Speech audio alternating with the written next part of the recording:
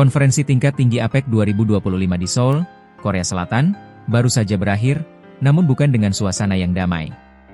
KTT tahunan ini digelar di bawah bayang-bayang perang tarif, kontrol ekspor, dan persaingan strategis yang intens antara Amerika Serikat dan China.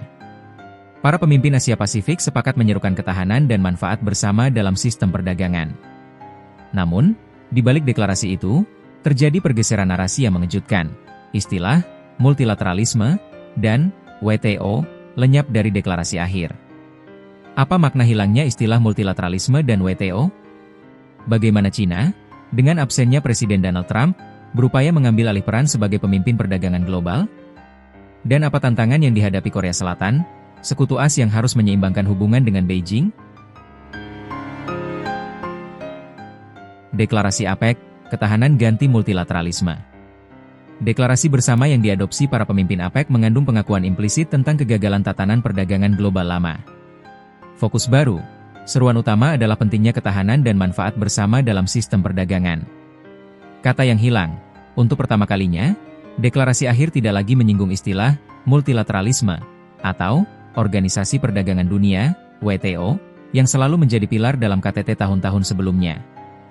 Pergeseran paradigma, Profesor Perdagangan Internasional, Heo Yun, menyebut ini adalah pengakuan bahwa sulit memulihkan tatanan perdagangan bebas berbasis multilateralisme dan WTO.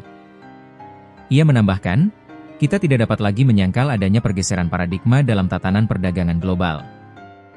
Hilangnya istilah-istilah ini mencerminkan dominasi kebijakan ekonomi agresif dan blok-blok perdagangan bilateral, yang jauh lebih disukai oleh pemerintahan Trump, dan menunjukkan tatanan perdagangan yang semakin terfragmentasi. China mengambil alih panggung dengan absennya Trump. Absennya Donald Trump, yang meninggalkan Seoul sebelum KTT resmi berakhir, menciptakan ruang bagi China untuk memproyeksikan diri sebagai pendukung utama perdagangan bebas. Tuan rumah 2026, Presiden China 11 Jinping memanfaatkan kesempatan ini dengan mengumumkan bahwa negaranya akan menjadi tuan rumah KTT APEC 2026 di Shenzhen. Diplomasi lunak, 11 berupaya tampil meyakinkan bahwa China tidak mengejar hegemoni, melainkan kesejahteraan bersama. China memanfaatkan ketidakhadiran Trump untuk membangun kedekatan dengan negara-negara yang khawatir atas melemahnya pengaruh AS. Inisiatif teknologi, 11 juga mengusulkan pembentukan Organisasi Kerjasama Kecerdasan Buatan Dunia dan menandatangani deklarasi terpisah mengenai perubahan demografi serta teknologi AI.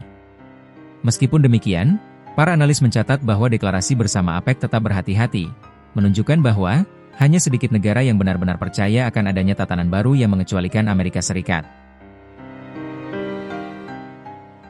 Tantangan Korea Selatan, menyeimbangkan raksasa. Tuan rumah KTT, Korea Selatan, berada dalam posisi yang sangat sulit, dipimpin oleh Presiden Lee Jae-myung, sekutu AS yang baru terpilih. Tantangan Lee menghadapi tantangan besar untuk menjaga ketahanan ekonomi berbasis ekspor Korea Selatan sambil meredakan ketegangan dengan Korea Utara, di tengah persaingan AS China yang semakin intens. Kunjungan 11 yang langka. Kunjungan 11 Jinping ke Korea Selatan adalah yang pertama dalam 11 tahun, menunjukkan upaya Beijing untuk mempererat hubungan bilateral setelah periode panjang ketegangan diplomatik.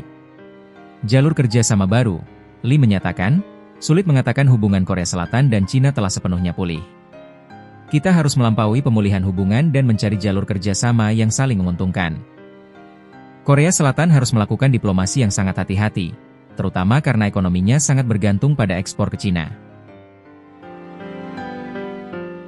Isu-isu bilateral dan Korea Utara. Di sela-sela KTT APEC, terjadi sejumlah pertemuan bilateral penting yang menentukan arah kebijakan regional. Kesepakatan Trump dan 11 mencapai kesepakatan dagang yang mencakup penurunan tarif AS untuk produk China, pembelian kembali kedelai AS, dan kelanjutan ekspor tanah jarang dari China. Isu Korea Utara, Presiden Lee Jae-myung meminta dukungan 11 untuk melibatkan Korea Utara dalam dialog perdamaian. Namun, tanggapan keras justru datang dari Pyongyang, yang menyebut upaya denuklirisasi sebagai impian kosong, dan menolak tekanan internasional. Pertemuan lain, 11 juga mengadakan pembicaraan bilateral dengan para pemimpin Jepang, Kanada, dan Thailand.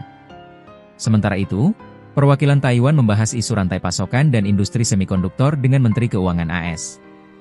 Hasil APEC 2025 di Seoul menunjukkan bahwa forum ini kini lebih menjadi tempat forum bilateral di bawah naungan ketegangan geopolitik, daripada platform untuk memajukan kesepakatan multilateral yang ambisius.